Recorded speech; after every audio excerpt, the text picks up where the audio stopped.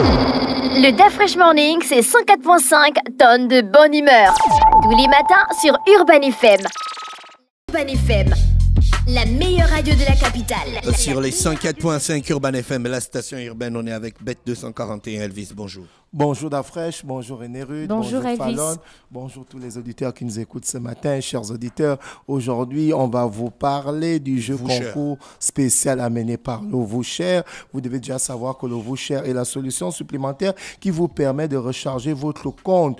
Évidemment, à part les mobiles monnaies, vous avez le site www.bet241.net et le site www.bet2africa.ga. Donc, vous devez savoir que pour recharger sur le site www.bet241.net à travers le Voucher, c'est à partir d'une somme minimale de 500 francs CFA et sur bet2africa.ga, c'est à partir d'une somme minimale de 1000 francs CFA. Alors, la question du jour est la suivante. À combien s'élève le montant minimum de dépôt autorisé via le Voucher dans un point de vente sur le site bet2africa.ga? Allez, chers auditeurs, répondez rapidement à la question en envoyant votre réponse via le WhatsApp, le 066 02 17 68 et tentez de gagner des paris gratuits d'une valeur de 5000 francs CFA. Évidemment, si vous jouez maintenant et que vous gagnez, vous aurez la possibilité de miser pour les matchs de l'Europa League. Alors,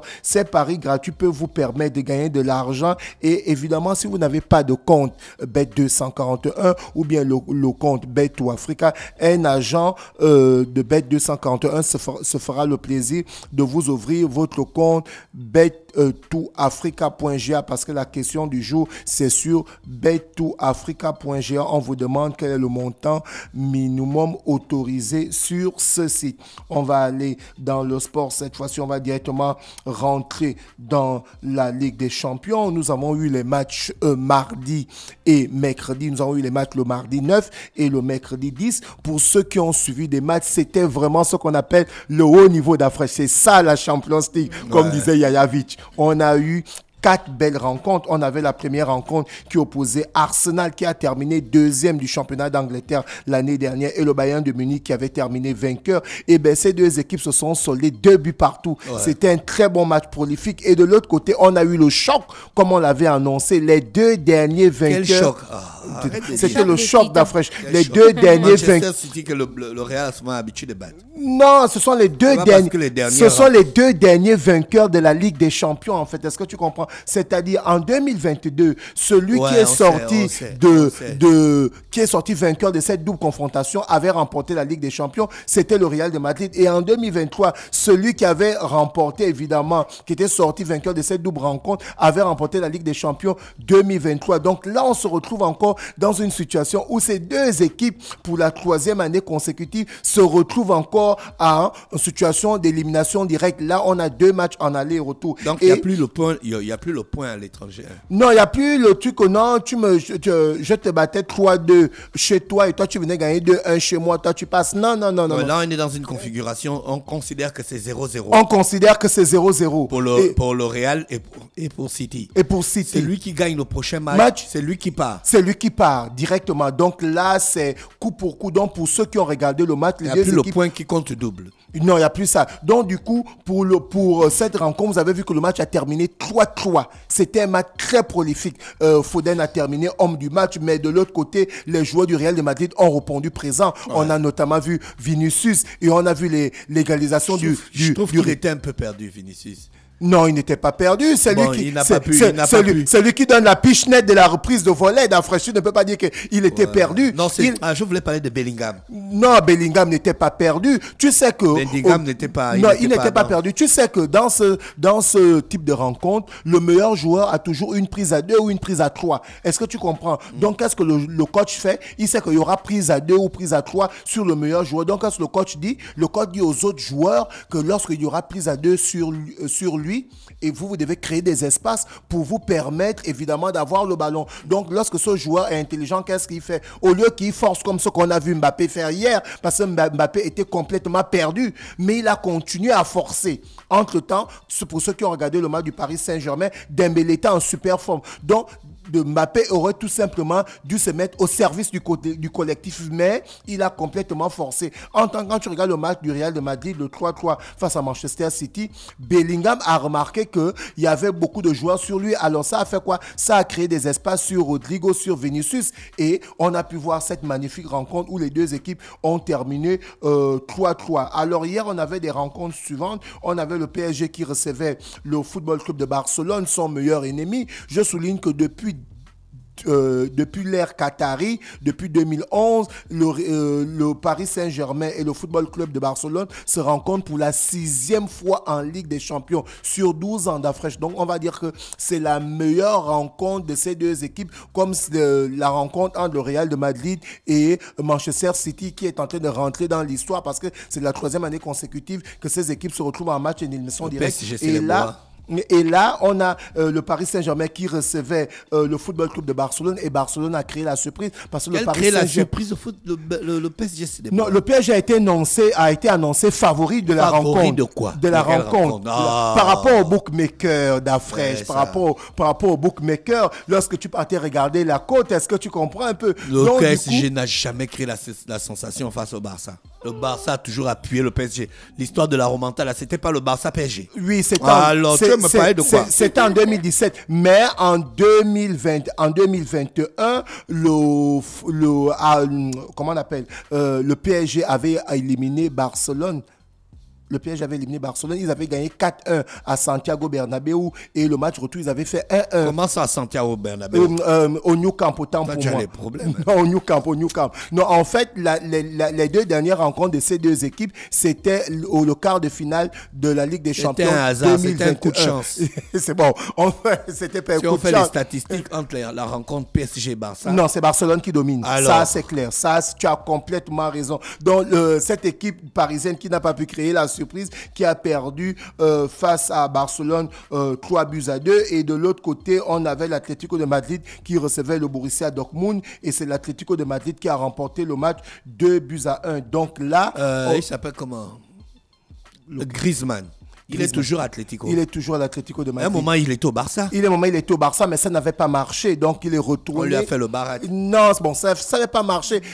Il arrive que des joueurs de haut niveau n'arrivent pas à s'adapter dans certains clubs. On a eu Thierry Henry qui a remporté la Coupe du Monde 98 avec la France. Ensuite, il avait été transféré à la Juventus de Turin. Il n'avait pas réussi, mais ensuite, il allait exploser. Il allait devenir le monstre qu'il était du côté de Arsenal. On a pu le voir avec Griezmann, qui a été meilleur joueur en 2016 du côté de la Liga devant Cristiano Ronaldo et Messi en jouant en Atlético de Madrid. Mais lorsqu'il allait du côté de Barcelone, il n'a pas pu s'intégrer. Il a fait quoi? Il est retourné à l'Atlético de Madrid où évidemment il se sentait plus à l'aise, et aujourd'hui il continue à aligner des performances. Donc il arrive des joueurs qui n'arrivent pas à très bien s'intégrer dans des clubs, mais ça ne veut pas dire qu'ils sont des bois. On a pu le voir notamment avec Pierre-Emerick Aubameyang lorsqu'il allait du côté de Chelsea. Ça n'a pas été ça, mais après beaucoup de joueurs se sont dit mais Pierre-Emerick voilà, il n'a plus le niveau et tout. Mais aujourd'hui du côté de Marseille,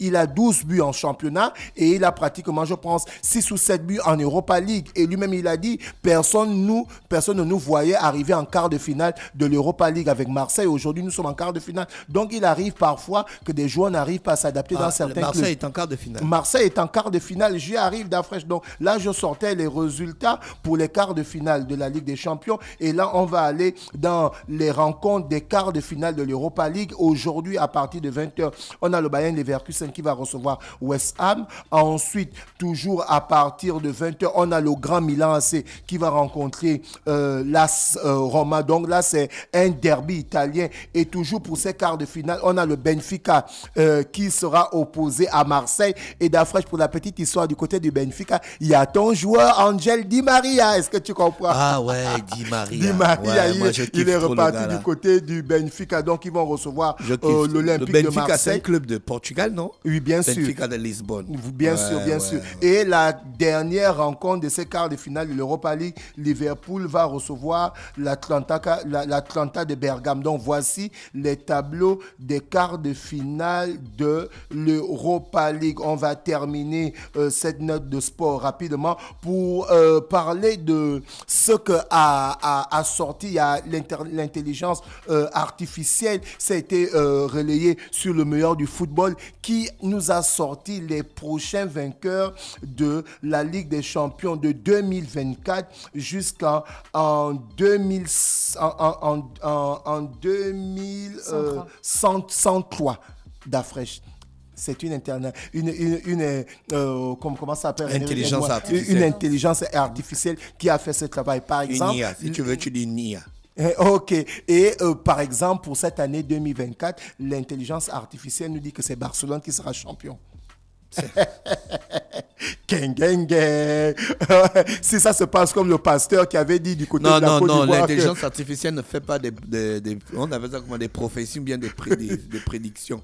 L'intelligence artificielle va calculer par rapport à des statistiques, des informations, des opinions, tu vois. Oui. Et puis elle va donc définir quelque chose. Oui. Mais tu sais qu'en bas, ils disent toujours que c'est l'intelligence artificielle, donc c'est pas... Ouais. Donc, ils ont dit, par exemple... Le Barça que j'ai vu jouer hier. Là. Oui, ils ont dit cette année 2024, le vainqueur de la Champions League... La Champions League, c'est lui qui va gagner. Oui. C'est le Real. Ils disent que le vainqueur de la Champions League 2024... Non, on peut faire le pari. Au cap, Moi, c'est pas moi, Jésus. C'est juste tes prévisions. C'est juste ma prévision. Dans l'international... On appelle encore comment... L'intelligence artificielle. L'intelligence artificielle dit ceci.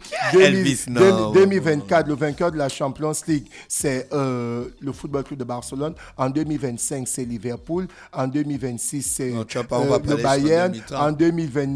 En 2027, c'est Liverpool. En 2028, c'est City. En 2029, c'est City. En 2030, c'est le Milan AC. Donc, on va clôturer cette rubrique sportive d'Afresh avec l'un des, pour ne pas dire le plus grand combat du siècle. C'est comme ça que ce combat avait été baptisé en 1974, plus précisément le 30 octobre 1974. On avait eu le grand combat de boxe anglaise qui s'était passé du côté de Kinshasa. C'était au stade de Kinshasa où on avait George Foreman, le tenant du titre, avec, on va dire quoi, casus clé de son nom de musulman, Mohamed Ali. On se souvient que Mohamed Ali avait remporté ce combat et il avait repris sa ceinture de champion du monde de poids lourd au sortir du 8e round où il avait battu George Foreman par KO. Donc cette année 2024, on va célébrer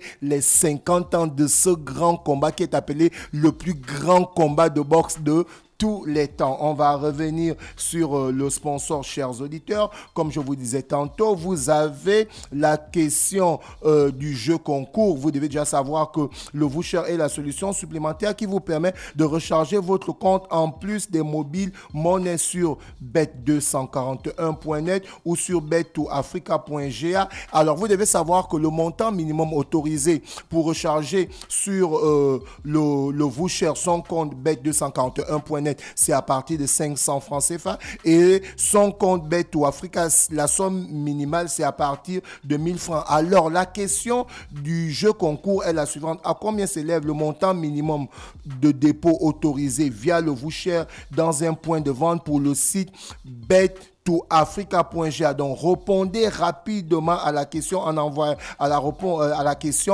votre réponse sur le WhatsApp, le 066 02 17 68, et tentez de gagner des paris gratuits d'une valeur de 5000 francs CFA. Comme je vous disais tantôt, ça peut vous permettre d'aller parier sur les matchs de l'Europa League, et tout ça c'est amené par la société Bet241 ce matin. Merci Elvis avec nous ce matin sur les 104.5 Urban FM, la station urbaine dans le Dafresh Morning. On va en musique, on se retrouve juste derrière. Le Dafresh Morning, c'est 104.5 tonnes de bonne humeur. Tous les matins sur Urban FM.